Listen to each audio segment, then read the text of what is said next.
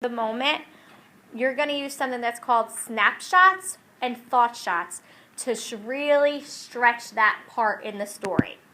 All right? So, the whole thing with Explore the Moment is you're slowing it way, way, way, way down so the reader has a visual picture, step by step, of what is going on in that scene. Like in that video, when the milk was getting poured on the girl's head, like it was trickling down her nose. What were some of the details that were used in that video describing the milk coming down? The milk ran in rivers down into each side of her nose. Ran like rivers into each side of her nose. Okay? So how do you do it? You do it just like this, okay? So what you want to do is you want to create snapshots. So snapshots are like physical pictures. It's what you hear, what you see, and what you feel. Then besides using snapshots, you're going to use also something called thought shots, which we have always been known as inner thinking, okay? And basically your thought shot is just, what is this person thinking? When all this stuff is going on, what is your main character thinking? So besides snapshots and thought shots, you also use dialogue, and then you also use actions. So the easiest way for new writers to do this is to think of it like a chart, okay? So if you look up here, and in this chart, you're going to have each section is filled with what the character says, thinks, feels, does, hear, and sees. So you have to force yourself to make sure you include all these details. So let's say, for example, I'm writing that very first scene. All right, so the first scene was when that kid wakes up late. He has to go to school, and he has no clean clothes. So what I'm going to do is I am going to sit here while I actually write my story. Stop tapping. And I'm going to play it like a movie in my head. And as I'm making this movie in my head, I'm going to be asking myself, with each step of the scene, what are the characters saying? What is the character thinking? Because we're doing this in first person. We're using I. So the only inner thinking we're going to have is the main character.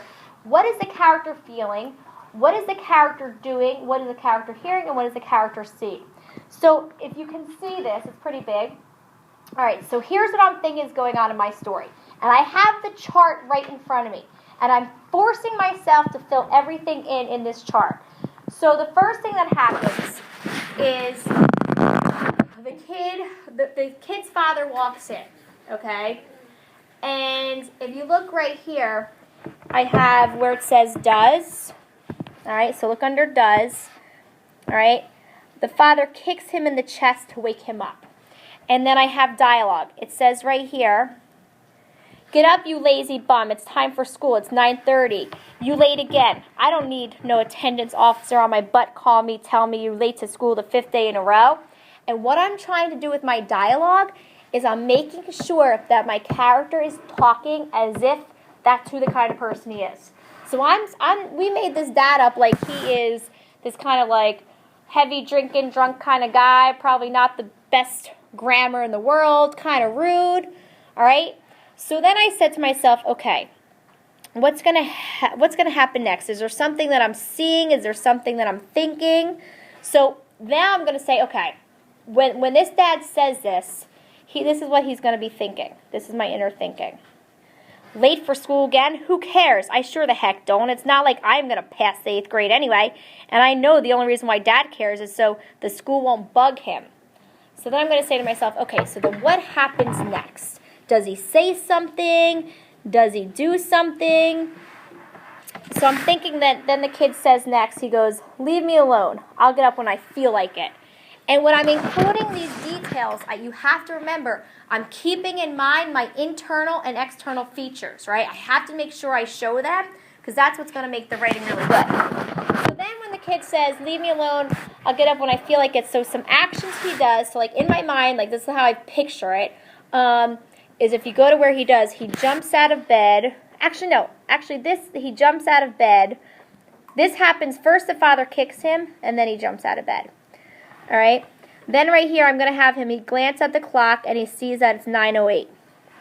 All right? You put there was 9:30. Ooh, my timing is wrong, so I got to fix that. Because Maybe the dad's so drunk he doesn't know the right time. But I'll fix that, but yeah.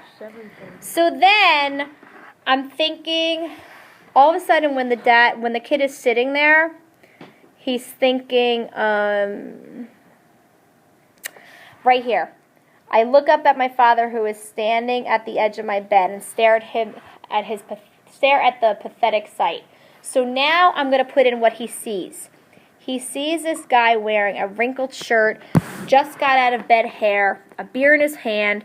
He smells as if he took a brewery. And I know this says smells and this is seeing, but I don't have a smelling section.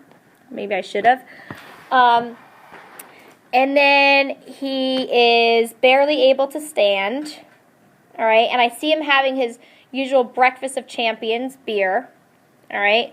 Then as this kid is seeing, this is what I feel like, this is what I picture happening. The kid is getting angry, and he just, all of a sudden, hate fills him, all right? He's just looking at him, and it's pure disgust.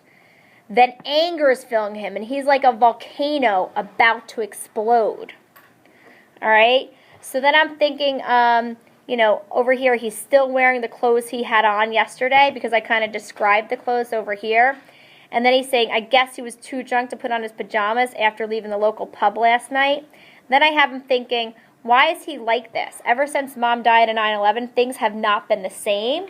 Because that was one of the things on our chart, external and internal feature chart. So now I'm thinking, okay, well maybe the reader is going to feel a little like sympathy for this kid. Oh, his dad's an alcoholic, and his mom died on 9/11. So I feel like the reader is going to be able to connect more with the book if they have a little sympathy for the character.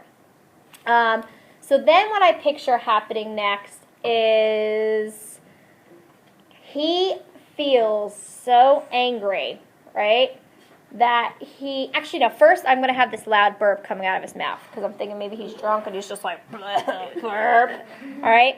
So then, like a raging bull, he marches over to his father, and he slams the beer out of his hand, all right? And then what happens next is drops bounce up and hit the father in the face. The liquid covers the already dirty rug. And why do you think I said already dirty rug? What is that kind of showing you?